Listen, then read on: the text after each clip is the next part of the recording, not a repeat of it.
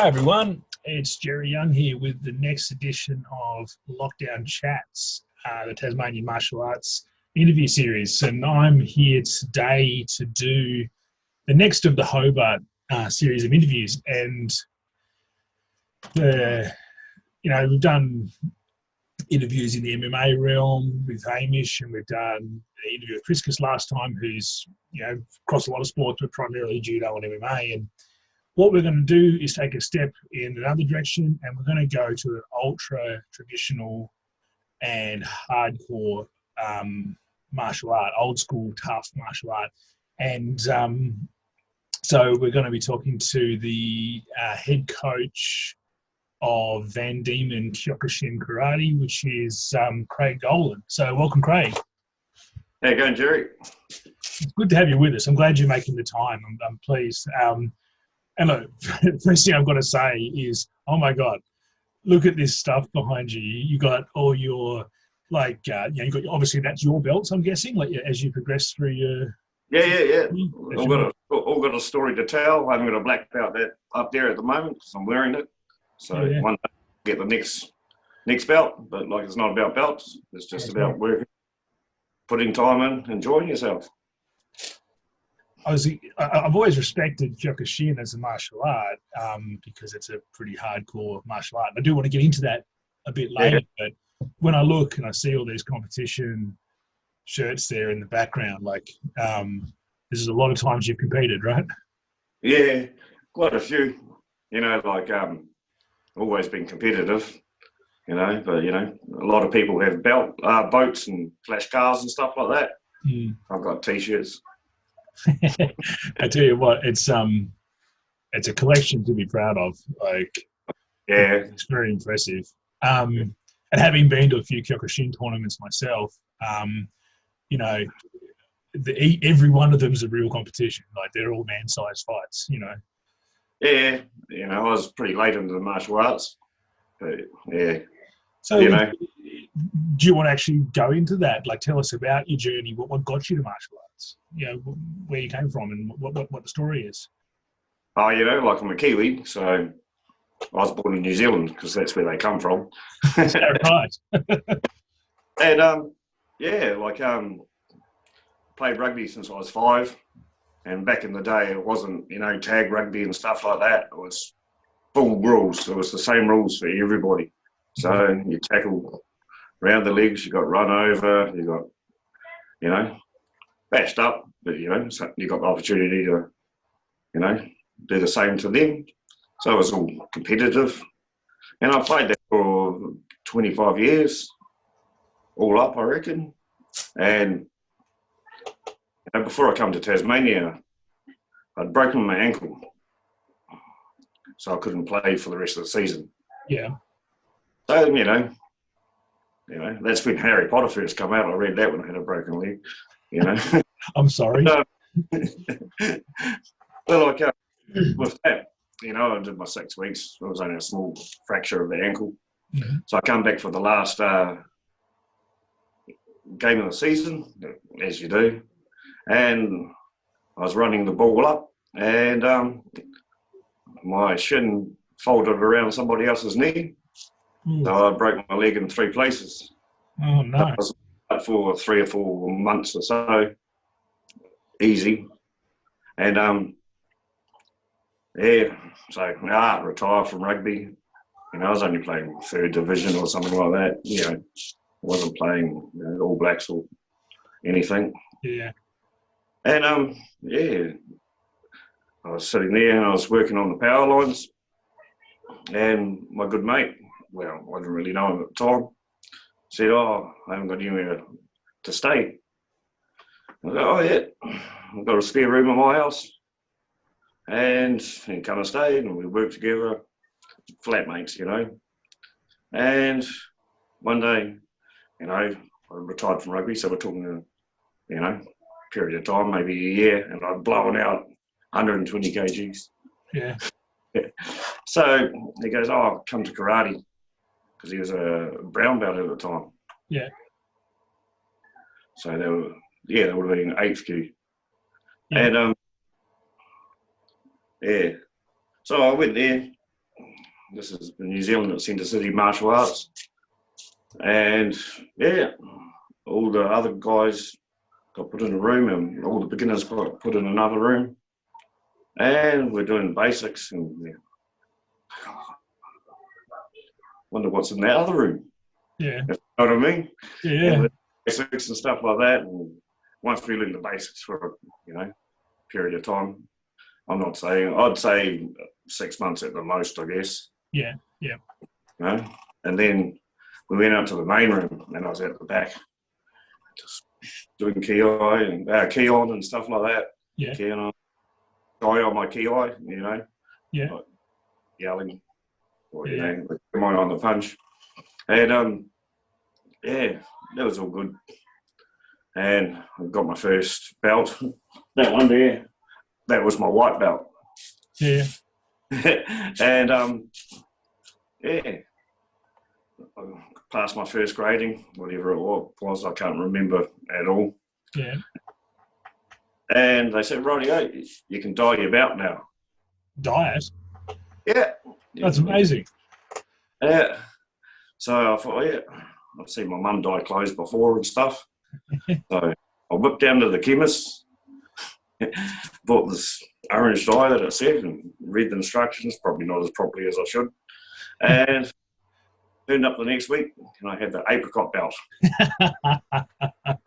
Popular time. My gi, because you got to wear a white gi. Yeah, I had a big apricot thing around my gi. Was that incentive to grade faster? No, because my relationship broke up and I got an opportunity to come to Tassie. Ah, yes. Yeah. So I come over here working on the power lines and stuff like that. Oh, yes, yep. And then it was good. And then we got to New Norfolk and I met my wife. As you do, traveling around different places, you meet different people, you meet awesome ones like my wife, Yeah, And how's your family? yeah, shout out Leanne, and I met Johnny Carver down at the local pub, and he's a bit of a local boxing legend, but he also played for Glenorchy Rugby.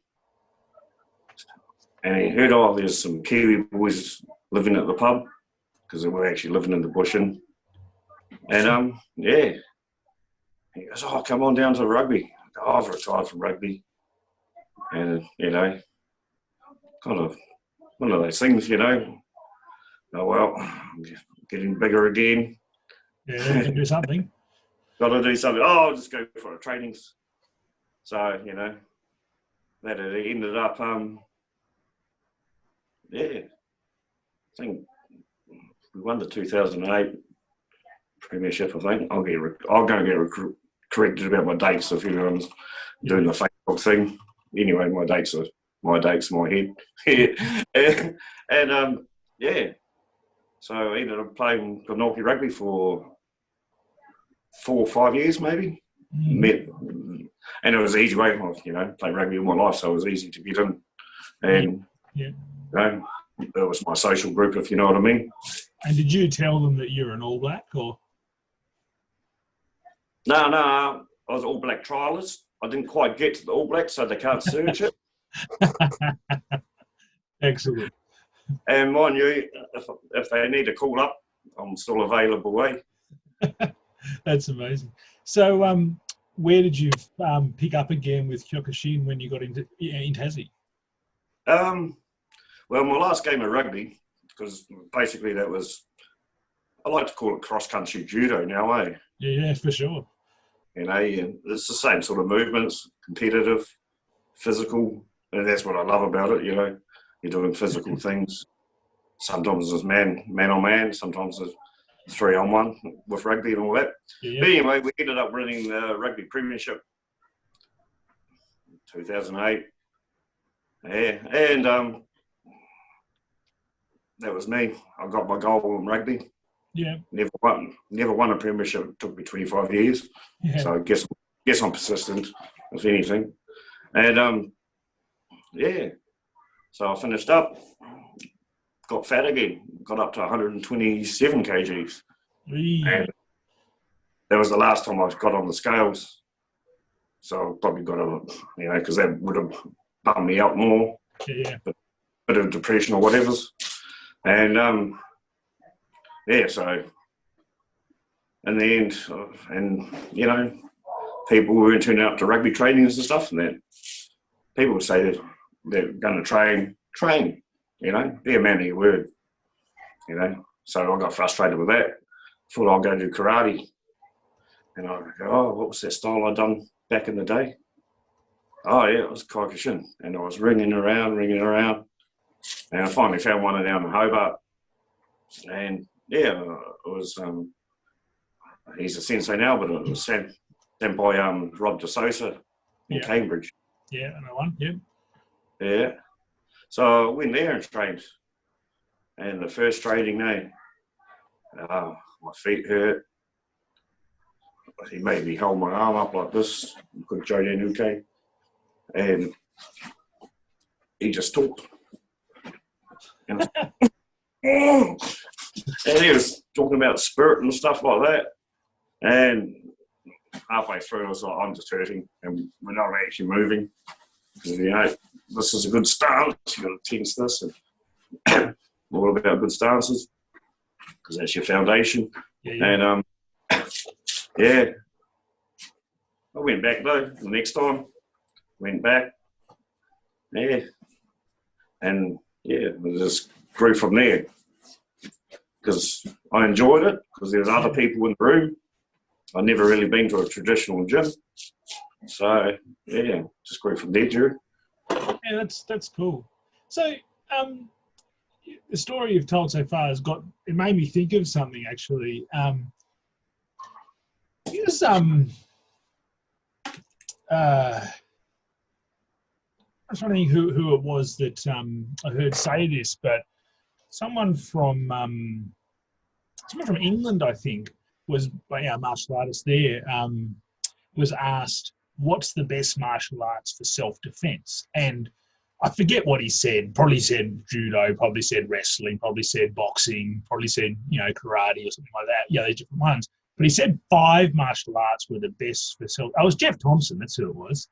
Yeah, he's a self-defense legend in England. And he said 5 martial arts. And he said something like judo, boxing, you know, kickboxing or Kyokushin or something. But the 5th one he said was rugby. And it always stuck with me because, you know, he was a very big advocate that if you spend about enough time on a rugby paddock, you know how to handle yourself. And, you know, we think about the fight scene in Tasmania and Hobart particularly, how many of the notable fighters have come off a rugby paddock. And what's that about? Why do you think that is? It's pretty simple. It's a primal type of thing, you know. Tribes going to war,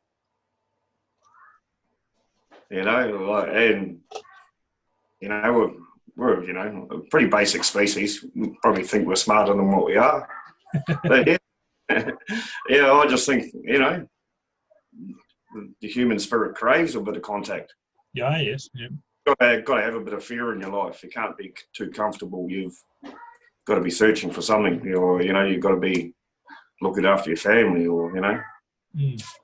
So I think it's just primal. Why, you know, it's like AFL. I don't know the game at all, you know. But like, you know, that's still contact. Yeah, it's true. It's very true. And I guess that's one of the attractions with Kyokushin as well, is like the physical nature of it. Yeah, you know, like you know, it probably doesn't attract too many people because it's, you know, pretty hard. Yeah, unrelenting. Yeah, you know, and that's where you get your spirit. Well, I don't know if you can develop spirit. Maybe you have it or you don't. But like, you know, but like, yeah, it's pretty unrelenting. But like, you know, it's about contact with humans. You know, that's what I'm missing at the moment. You know, aren't we all? Reading people's bodies and stuff. Yeah. Sorry if I got sidetracked, but yeah. No, that's fine. That's fine. Do that. Yeah. And you said that word spirit.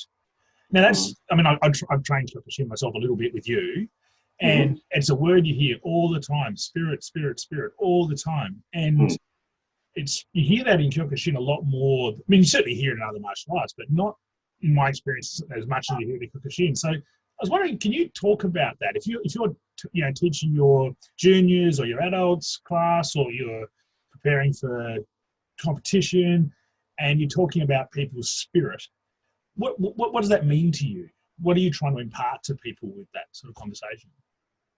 Just give it 100%.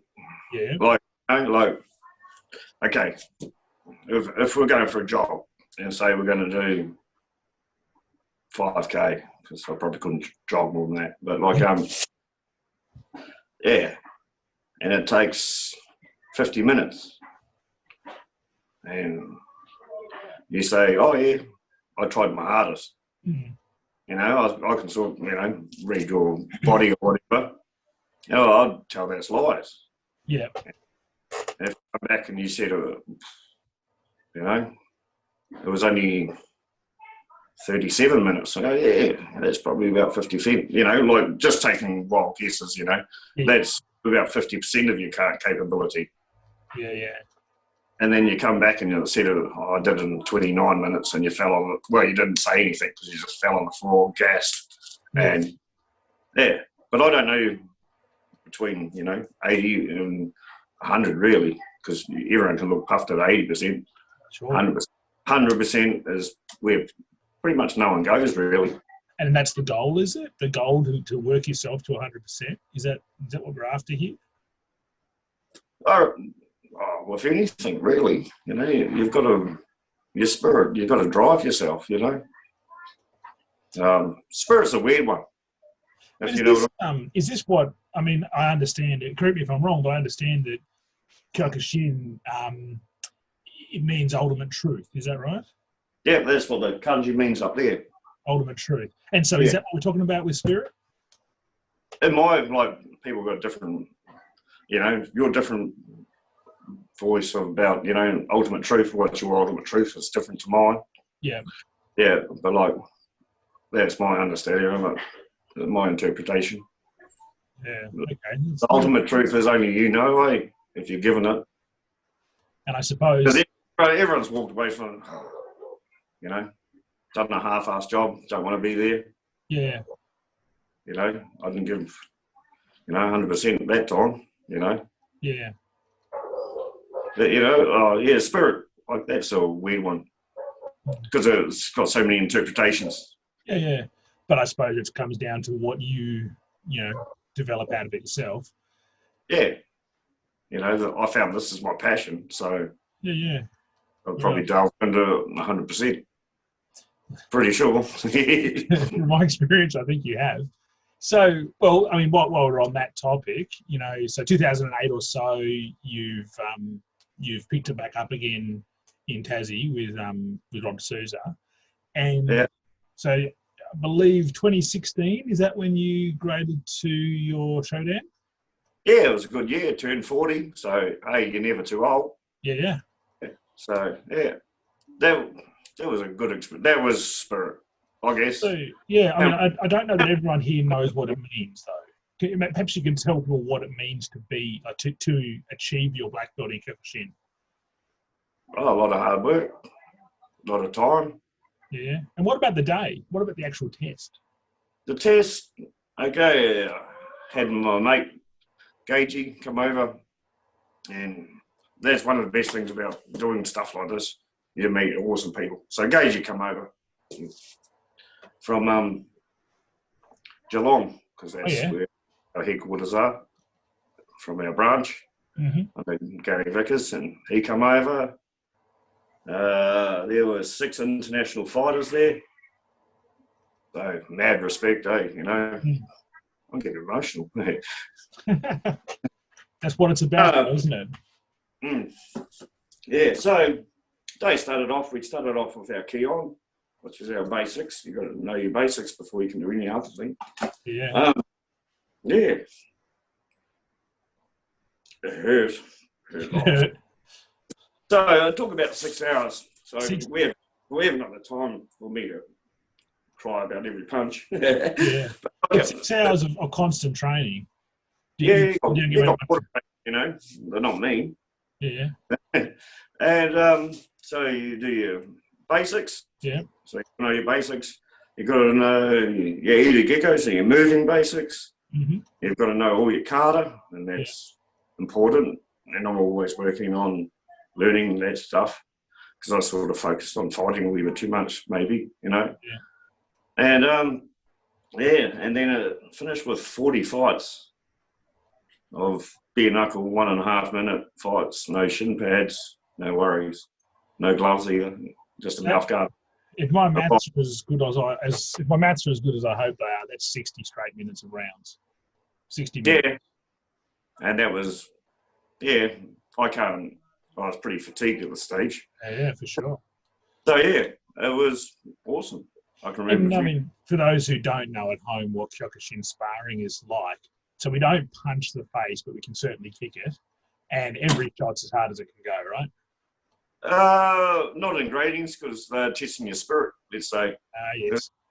Like 40 fights in, you know. After one, maybe they could finish me. Maybe I'll get finished on the first one, you know. Yeah. But this is the way our group does it.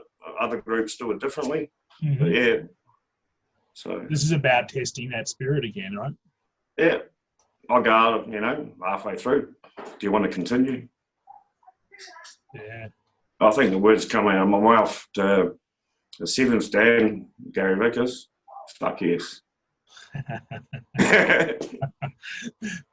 I reckon that's when he knows you're gonna make it. Oh yeah. Oh, but like cram afterwards, brutal. I remember But like I would never change it. Like I know it's hard. I know I'm emotional about now because I put so much time into it. But like never change it. No. Because that emotion that you're showing from, you know, thinking back to that day is only a beautiful thing. You know, it's a wonderful thing.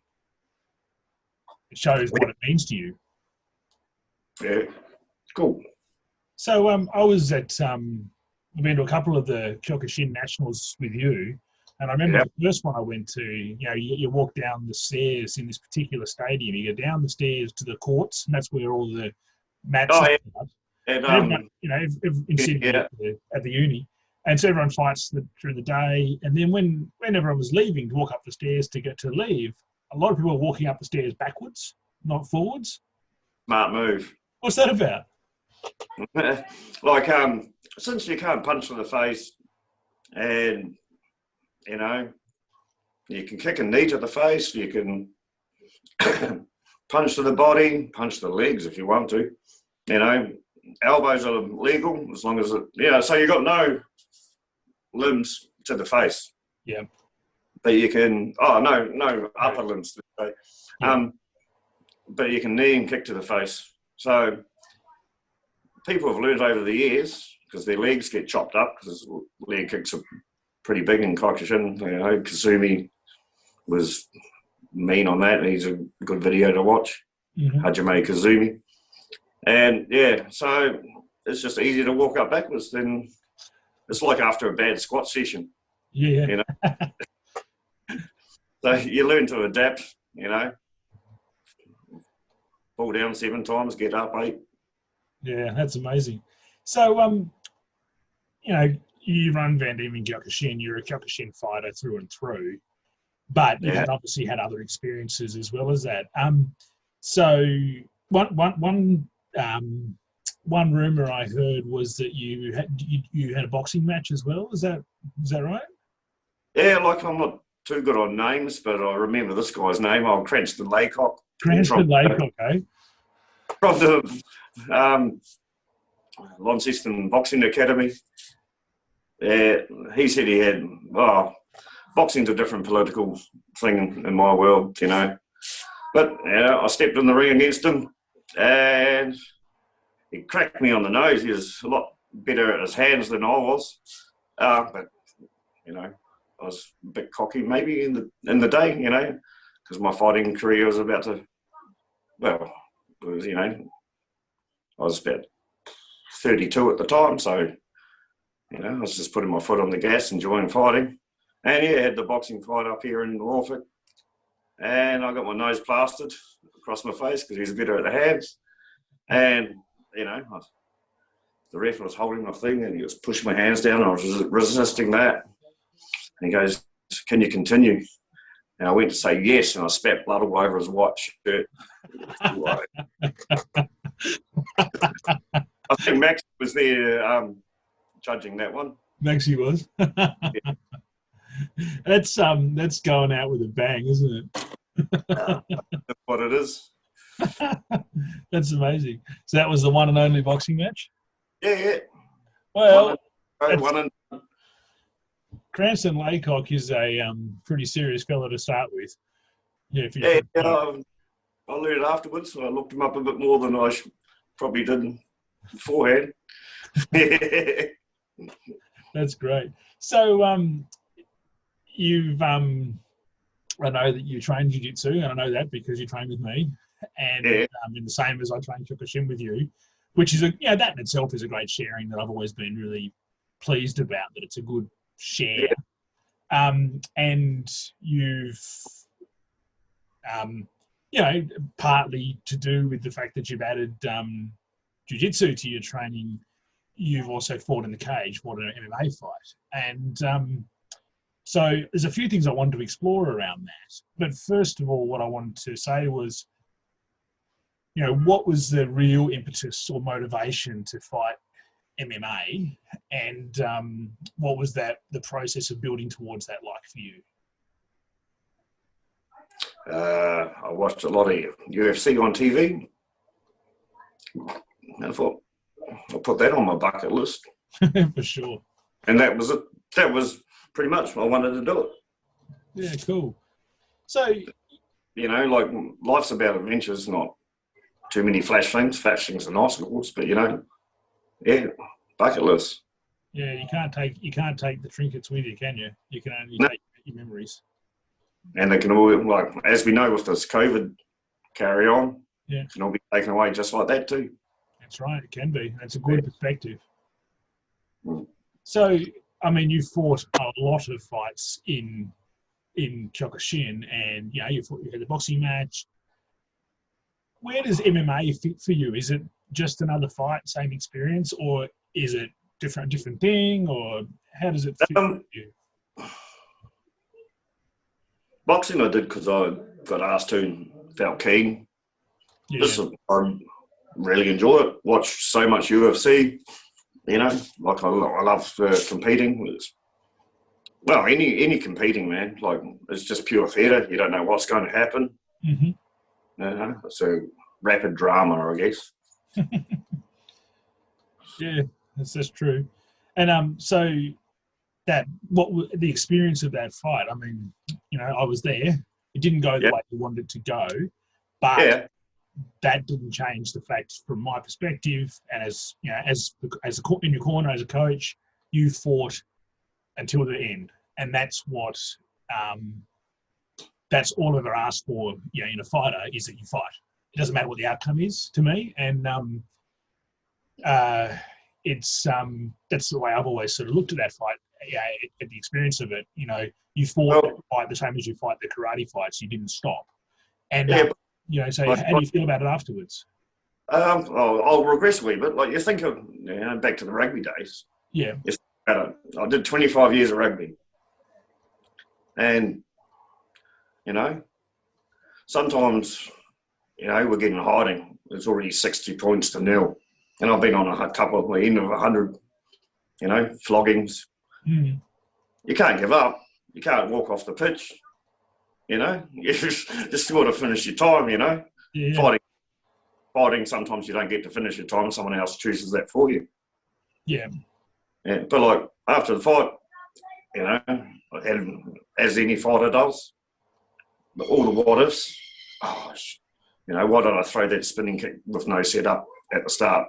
Mm. I guess fatigue and panic or whatever. Yeah. Happened in the fight because it was, I love it. I wouldn't mind doing another one. Maybe getting long in the tooth. Still too heavy because I'm cooking too much. But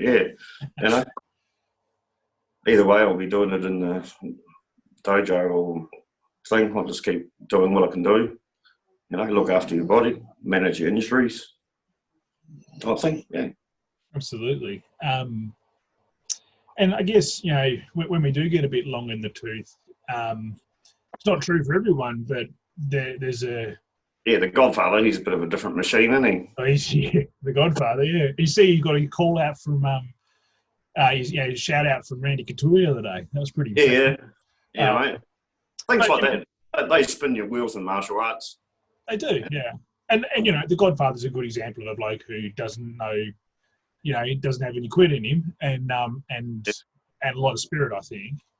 But I mean, what I was going to get at was, you know, we sometimes for people who stick around a long time, they, you know, find themselves inevitably in that coaching role or in that leadership sort of role. But I mean, from my understanding, that was something that started earlier for you and more out of necessity. Like, would that be a fair assessment? Yeah, I guess so. Like, because, you know, I didn't always train under Rob De Souza. He had to go away for work and all that. Yeah. And I trained under Dean Khan. He had to, you know, go away for work and all that, you know. And I was training between the PCYC and Hobart under Jeff Rainbow. And on Thursdays, you know, I was training under Bruce Elwell. Oh, Bruce. And, unfortunately, you know, the black dog got Bruce. Yeah, you know? It's always been a loss to everyone. Yeah, speak out, guys. There's always help there. Yeah. You know. Yeah, so I still wanted to fight, and there was only Tuesday nights available. So I talked to Shi and Cho, Gary Vickers, and I asked if I could start a dojo. Mm-hmm. And he said, no, you've got to be a green belt at least, which was only a few months away or whatever. You know, maybe he was just seeing if I was kind of keen about it, or, you know. And so, yeah, I got my green belt and said, can I start a dojo now? At the same time, I met Heath Barwick from Van Diemen Fitness, you know, and I was training with his son over in Chigwell, or Chigwell, or whatever, Chiggers, if you want to call it that, or whatever. Yeah. And yeah, so, yeah, it just started from there. I started on a Saturday, and green belt, and yeah. So that's pretty deep water. Eh? Pretty deep water to be in. Oh, it's probably a shocking class. You know, your first class, you're nervous. I can remember my first ones. Yeah, so that was my introduction into, you know, being an instructor. Like, I just thought I'd open a dojo, train real hard, sweet, you know, it'll be all about me. Yeah. And once you stand up in front of like 10 people, 100 people, well, not that I've ever had 100 people, but like, you stand up in front of someone and just they're looking at you to give the advice and stuff like that, or tell them what to do, what happens next, why we're doing this. So you got to. I suppose it doesn't matter if it's one person or 1,000 people. If you're in front of them, you're in. Yeah. So yeah, I'm not too much of a good public speaker. I like talking with mates, still for years. So this is pretty comfortable. But yeah. And so, when you took that on, was there, you know, you're doing that on the Saturday, so you're still training with, still training with other people at the same time. Yeah, because I still had to, you know, learn. Like, I've got my black belt now. I know nothing, you know. But yes, you know, like with the BJJ, you know, you'll understand. You know, you can do an arm lock, and then you can change just that little bit of fraction of where the body is and stuff like that. Yeah. And it'll become a great arm lock. You know, I'm still learning, to be great, I guess. But not going to be great, but, you know, perfect. I've got to say... Pacing better than yesterday. Yeah, better than yesterday, that's right. But I've got to say, you know, I've, as you know, I'm a jiu-jitsu coach. I also coach Muay Thai and, you know, other, you know, and mixed martial arts as well.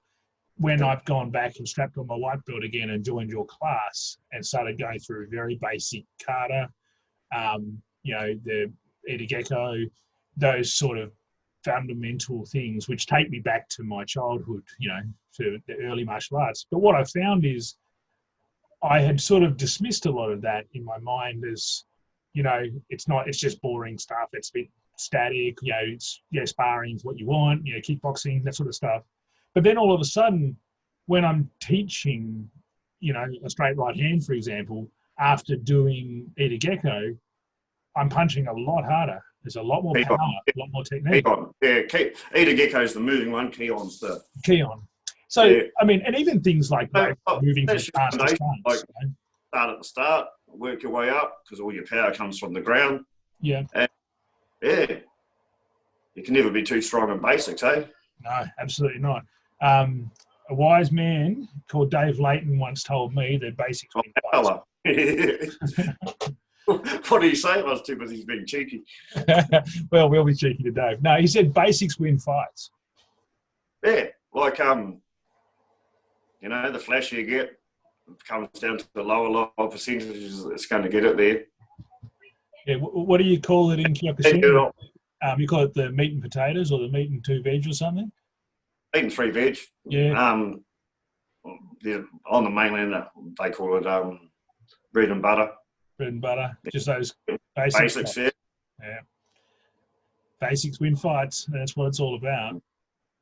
What I think is pretty cool that I've discovered again from my experiences training with you is that it's reminded me about refining and chipping away and making that punch a little bit better every day, just a bit better, that kick just a bit better every day. Well, I spend a lot of time doing this because I'm not flash. I'm definitely not talented. I'm just persistent, I'll get it one day. And so I guess you don't need talent as long as you have hard work. Correct. But if talent works hard, that's fucking hard to beat. So one of your students went to Shodan recently. Yeah. Now, that was Joe Grist. And Yeah. Joe's... Hi, Joe. So I'm more than happy to talk about Joe because at some point or another I'll spar him again. And if I say anything out of line, he'll probably kick me. So that's fair. Yeah. But it's probably fair to say that Joe is probably the wrong side of 45. And... Yeah, not by a great deal, but he's there, but And he probably wasn't, the most graceful fella out there, but he does work hard. He does work very hard, and I guess that's what it's all about. Yeah, found his passion. When you're hitting bags, people, anything, aggression goes away. So you can work out your frustrations. The bag's just a plain thing. You can put anybody. It's all about mental space, really. But yeah, Joe, can't say enough good things about him. And like you say, he was not the most not the most natural. He was just a hard worker like me, I guess. So yeah. And that's probably the sort of person that you attract, I guess, as a coach. Yeah. Yeah, well, if you run a dojo, you get all sorts of people through.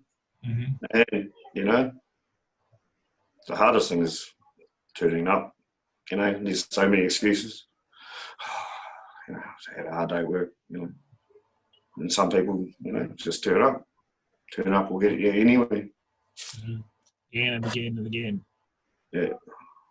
So, I mean, when you're in this role, when you are the man in front of everyone else, and of course, people don't see it. They see you up there teaching. They don't see you behind the scenes or, any running the business, any of those other things.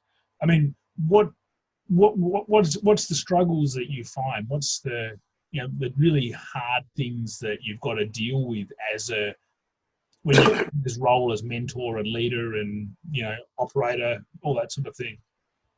No sick days. Yeah, no sick days, yeah. Some days, as we know, sick days aren't for being sick, for doing other things.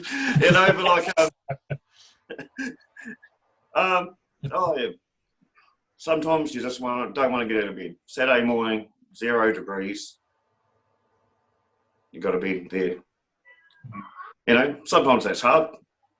And, you know, you sort of read the weather. Oh, no one's going to be at training today.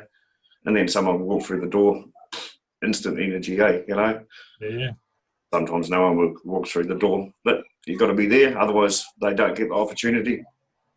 Because all the information I share about karate is someone else's information. I've just collected it and passing it on. Yeah. It's not mine. Yeah. So, you know, Masayama invented the style. Yeah. And he was like judo, Gokan. No, not Gokan. Goju.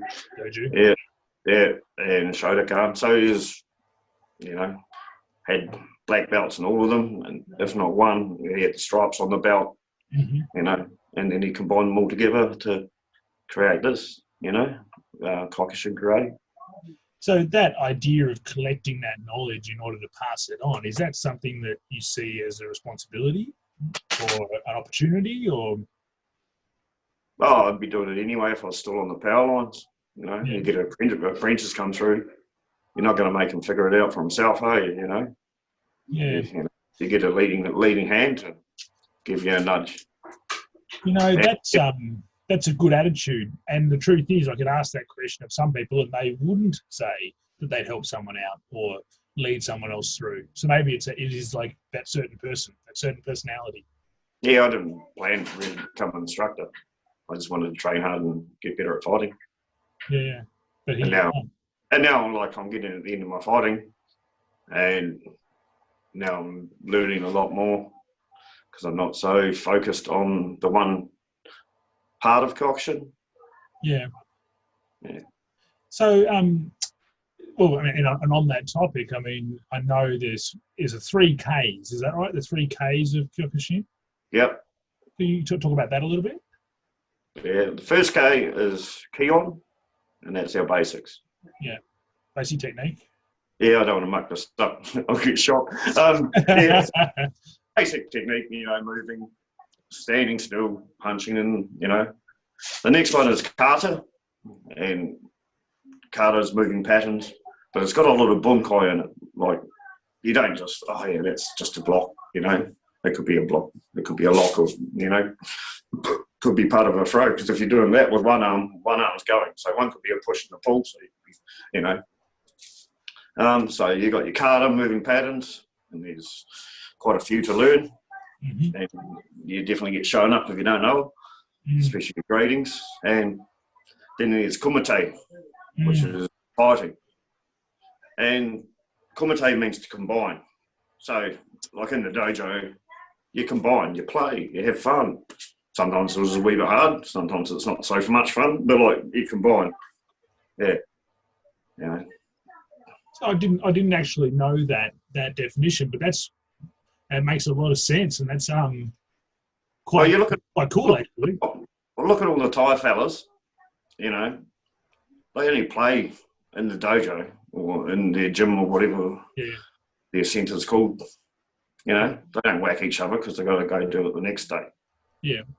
Yeah. Sometimes we do get pretty hard and stuff like that, but like it's to combine, it's to grow. So, I mean, that brings up an obvious question. You know, as a coach, you're training. You know, you've taken teams to, you know, lots of different comps. You might be one person with you, might be several. You know, and so you're training the people who are going to go off and fight, and obviously you work with them on their fitness and their conditioning, everything else as well. But how does this? Do you vary how people need to spar to prepare for competition? Like, is it they need to do some hard stuff and some soft stuff, or what do you do with that? Yeah, like we do a lot of conditioning where you stand there and just get, you know, hit, and you can say up the tempo, down the tempo. You know, everyone's got a voice, like when we're doing this, you know. There's no point, you know, drilling someone and them folding over and telling them to get back up again.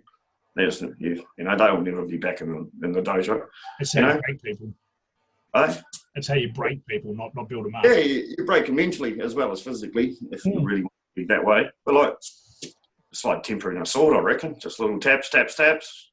Your mind gets used to getting hit. It's all about the mind because that runs the show. Yeah. And you get more uncomfortable with it, you know. Like Kyokushin is not like other styles like GKR, what's that, Gokan-Ryu or something like that, with non-contact, because that's only hard fighting. Yeah. You know, if you're teaching someone to throw a punch, you've got to learn to get hit, I guess. Yeah, absolutely.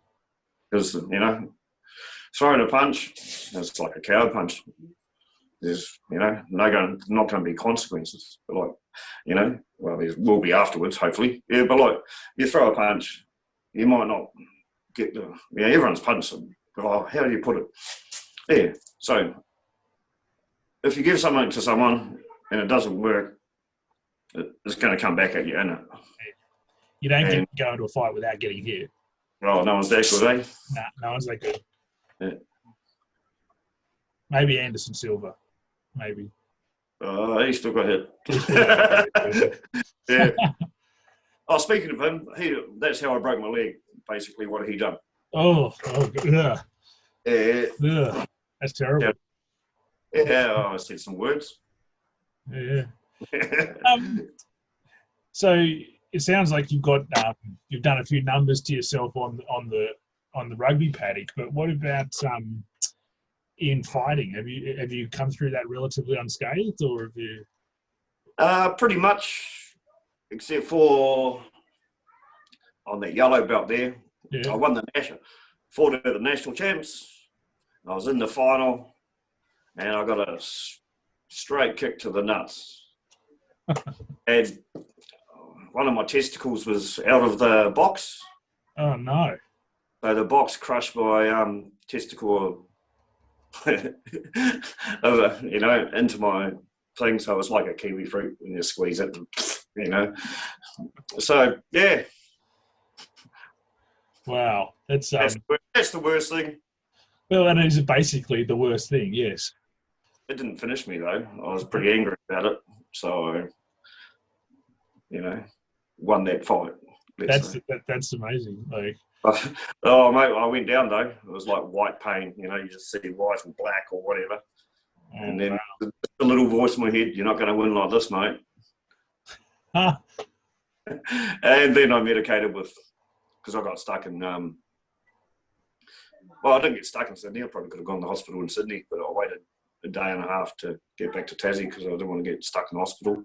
Yeah. So I sort of self-medicated with a bit of bourbon and some Voltarens. Oh, yeah. And when I finally got to the hospital in Royal Hobart, yeah, they were pretty surprised.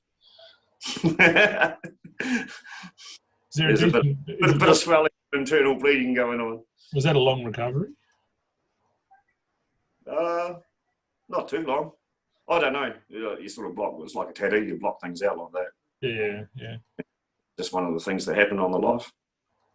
So, ballpark, how many fights have you had in Kyokushin? 30 to 50, I guess. Yeah. Is there any really, other than, you know, the one you just mentioned, is there any like particularly memorable fights, like any favourites or any ones that taught you something really valuable? It was probably that same year, and it was when I turned up to a Kyokushin Victorian Champs in Gary Vicker's branch, and I didn't have a cornerman. I just turned up to a full contact fight by myself from Tassie. That's how we do it. Yeah, literally. And what that taught me is there's a lot of people out there that will look after you, eh? So Sharon Robbie Adams gave me a corner man, or cornered me himself, or whatever. Because, yeah, they looked around. You've got no cornerman. No, you're here to fight. Yeah. Oh, do you want us to warm you up? Yeah, that'll be nice. And, yeah. Because, you know, in my head, it was like, you know, I had a couple of young kids, but I was still a bit bald-headed, I reckon. Yeah. And, yeah, so they're not going to let me die on the mat. I'll just go fight. And, you've always been really quick to, you know, put your hand up to come to sparring nights at my gym at HMAA to help our fighters prepare for, you know, Muay Thai shows or MMA shows. And is there something in there around that support you were given in Melbourne around that you're always prepared to help, or is it just your personality anyway? Oh, many hands make light work, so I think it's personality, I guess. Yeah. Because I met you the night you fought Willie Campbell. Oh yes, I remember that fist. Yeah, I remember that. But just, so I met you that night because I was in Willie's corner. Yeah, that's right. I was in Hamish McLaren's corner too that night too. Oh. So, yeah. One win, one loss. But yeah. So I seen how your corner operated. Mm-hmm. Nice and humble. Not showboating, not flexing out. Even though it's a fight show, you got to do a bit of flexing. But yeah. So I met you that night, and I was preparing for. I wouldn't say the 2016. No, 2017. Yeah, it sounds right.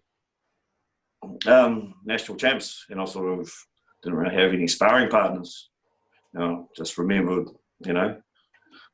from the Willie fight, the way he's handled himself. So I hit you up, said, "Can I come sparring?" So he's helped me out. No, it's Asia Pacific I was going for. Oh, that's right. Yeah. In Japan.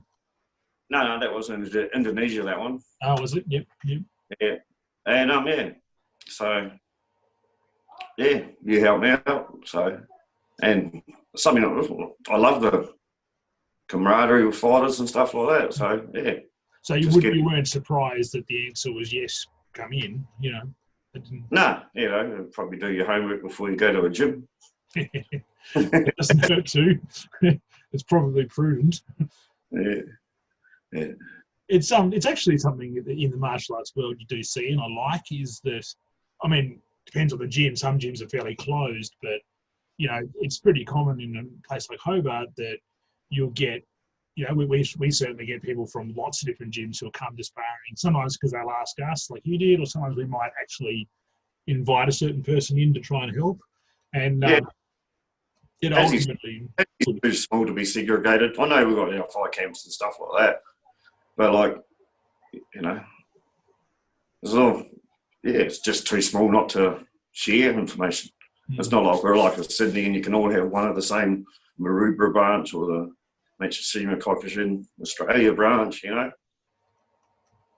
So we were talking about coming into SPA at HMAA, Martial Arts Academy, and when you were getting ready for the Asia Pacific Games. And no, it was just the Asia Pacific championships with Kyokushin. Yeah. So and this is I haven't hit the level of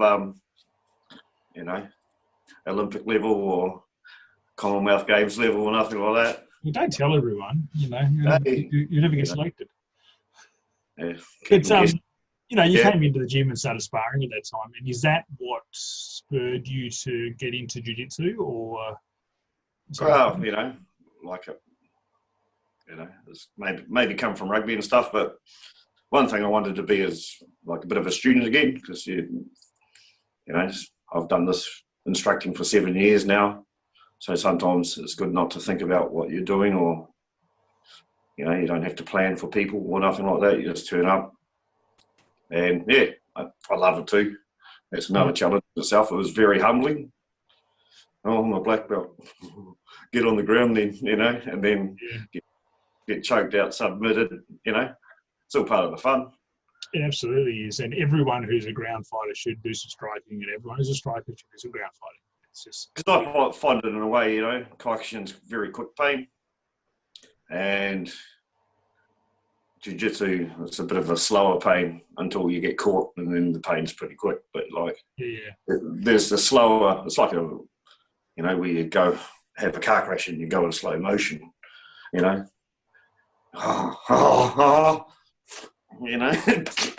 out, that type of thing. So it's interesting. You say how you it's good to be a student again, and back on. Well, I'm still in a Kyokushin. I'm still learning all my junior. Of course, but you've also got that teaching responsibility too, which you don't have in jiu-jitsu. But it's interesting because I had the same journey by deciding to go to Kyokushin with you. And it was pretty about the same time. I wasn't hey, we'll swap belts and nothing like that. It just sort of went out naturally. I think that one of the points is we both knew that neither of the other coach is the sort of person that's going to be giving a belt away. You know, you got to. You can lay out free, eh?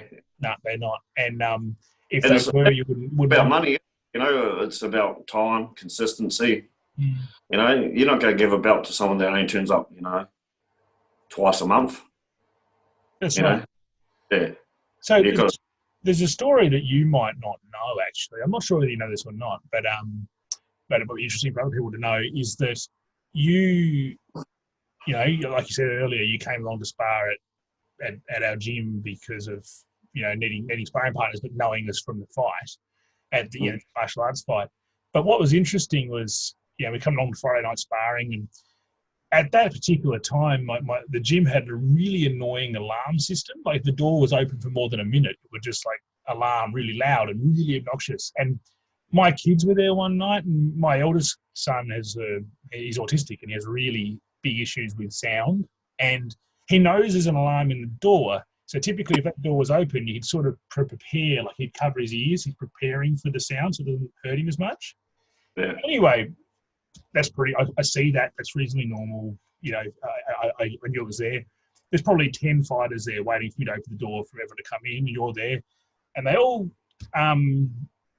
everyone walked in and nothing was said and went to training. But then I spoke to you a week or so later, because I wanted the kids to come to your kids' class and have a go, but I wasn't really sure about how it would be. And I remember you said to me, I didn't say much about it, but you said to me, "Oh yeah, your oldest boy's got some sensitivities around sound," because I saw him worried about the alarm on the door.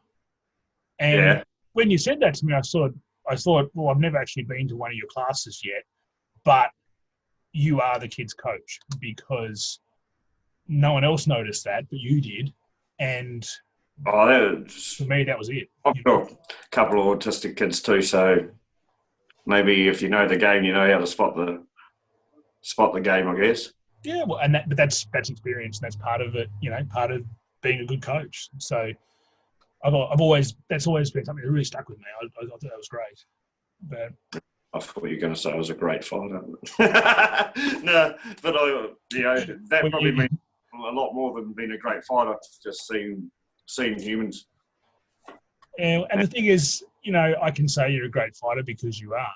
And I've seen a lot of people win a lot of belts. I've seen a lot of people who have lost a lot of fights. And I know that you've done a bit of both. And you've lost some and you've won some. But you've only ever been a fighter. You've only ever fought your hardest. And that's something that is the biggest accolade I can suggest, you know. Well, you know, fighting's the hurt game. And it's probably what rugby taught me. If you go on soft, you're going to get hurt. Give it your all, you've probably got a better chance of not getting hurt. Well, that's actually an interesting thing to bring up. So you said earlier that we first met the night that I fought Big Willie Campbell, and as you were cornering him, and so I imagine you probably met him through rugby, right? Like you said. Yeah, I met Priscus, Connor Murphy, Stu. Stu Dan, Yeah, there's 5 of us and probably some more, I reckon, you know, they've done more combat arts after that. So yeah, so that's all the same team, wasn't it? I want to get it right, because I'm going to get hammered. Yeah, there was Priscus. Yeah. There was Stu, Willie, Connor, and myself. Yeah. So I got the 5, I guess, that went off competitive fighting and were successful. Yeah, and there's something about that, and that was all Glenorchy, right? Yeah, that was our premiership team. Yeah, and it's a small little population that produced a lot of good fighters. Oh yeah, Glenorchy Rugby, you know, they're one of the most winning teams in Australia, I think, for premierships. Yeah, that's amazing. So, you know, and that's, you know, I didn't really learn that mentality till I got to Glenorchy. because I've been used to winning, if you know what I mean. Yeah, yeah. And that's Not me interested in what. myself, but yeah. Yeah, fantastic. So, So yeah, I was cornering Willie, and he was out of the Stew Food gym. So yeah, I was you there? Stew there. So I've done a lot of training with them as well. Yeah. On and off. Another body on the floor makes it easier. Well, that's once again, that's the Tassie thing, right? We want to help each other. Yeah. So, that's I wasn't smart enough to put my whiskey in I'm not drinking beer, but like whiskey in a coffee cup so no one knows, eh? Yeah, well, look, I'm a clever fella. This is this one's for Evan, my son. This is one of my ceramics experiments. But yeah, look, you got to put your whiskey somewhere. You do ceramics, I cook food. I love me barbecues. Well, that is exactly what I wanted to talk to you about, actually. Zippy's old school barbecue. What's going on with that? Is this like your black belt in this too, or what? Nah, not even. I'm still learning that craft. I've cooked some raw meat too, but or haven't cooked it, depending on how you look. Yeah, depends, But I attempted to cook some raw meat. But I just love cooking. Cook since I was young. I'm not qualified at it. I just play. That's my bit of outlet. And that's a constant learning process, or? Yeah, for sure. It's chemistry, I guess. Absolutely. And I mean, I don't know, anyone who follows you on Facebook probably has started to get a look at that kitchen of yours. And a lot of jealousy, I imagine. Oh, that's taken a lot of years to get that to that stage. I've got 4 barbecues, nice outdoor area. Yeah. But, smoker and all that. Yeah, but that just took time and effort. It wasn't like those TV shows where it happened in the weekend, and it was like it's just.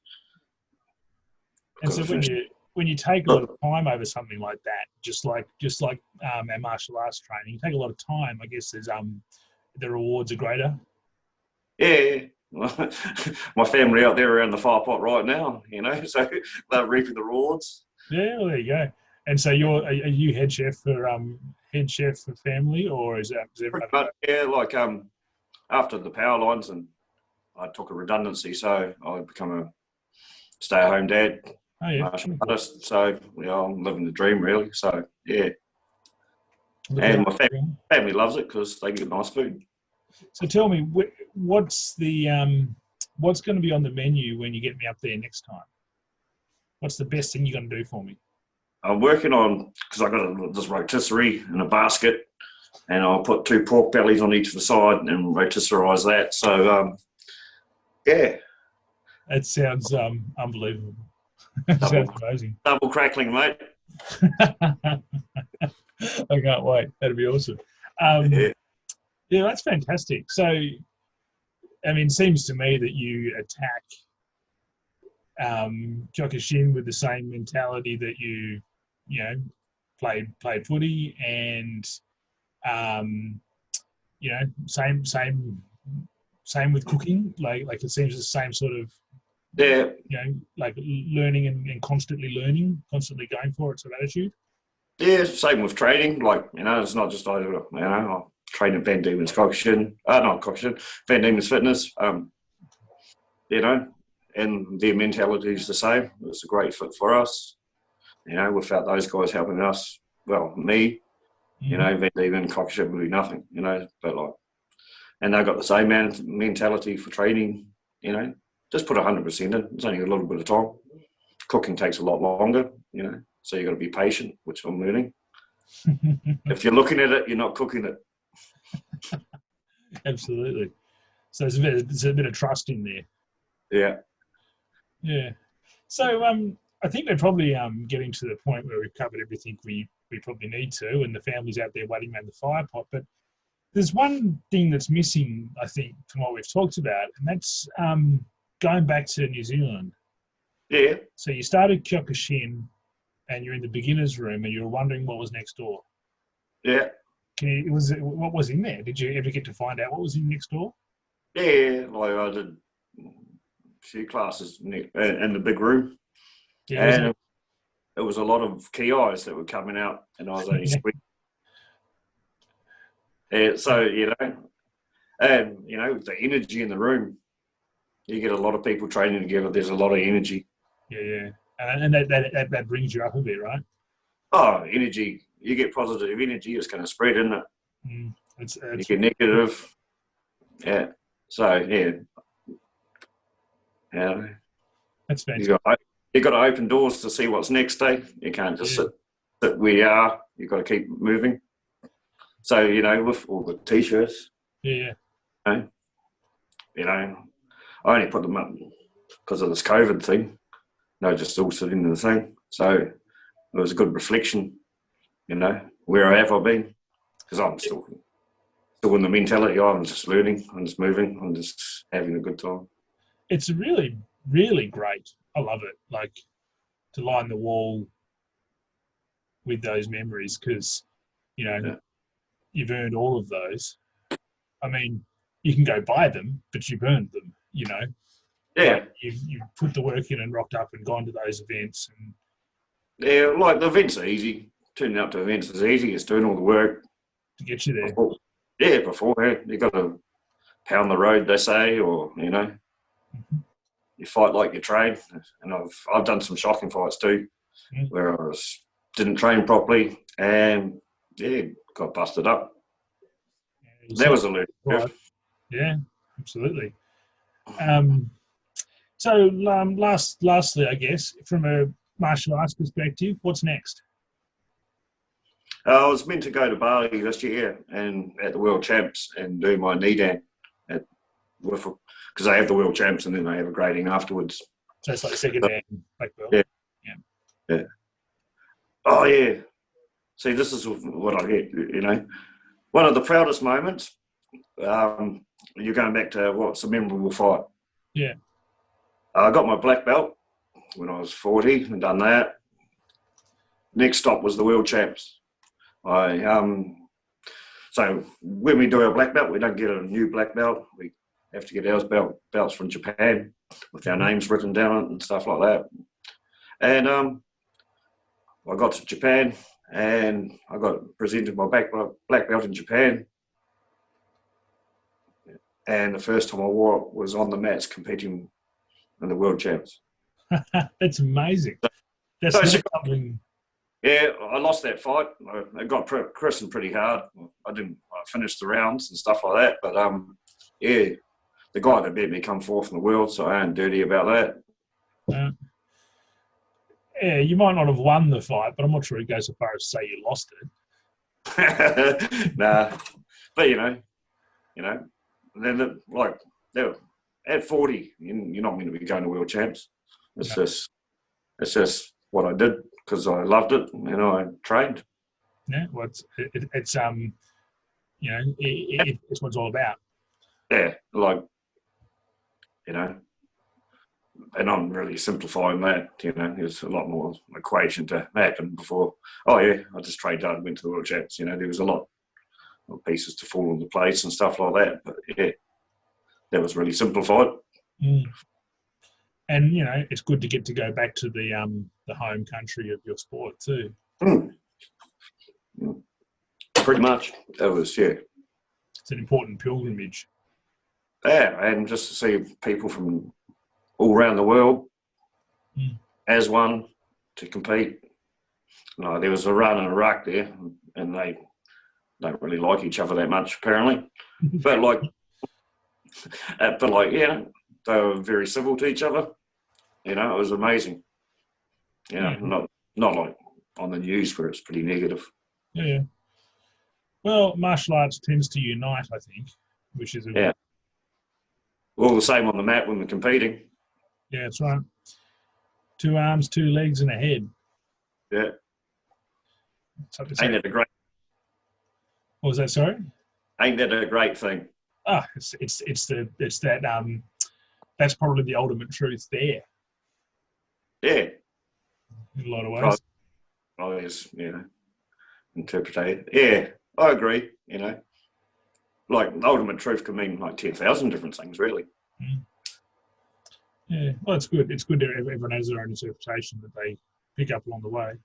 Yeah, but like Kyokushin's very structured.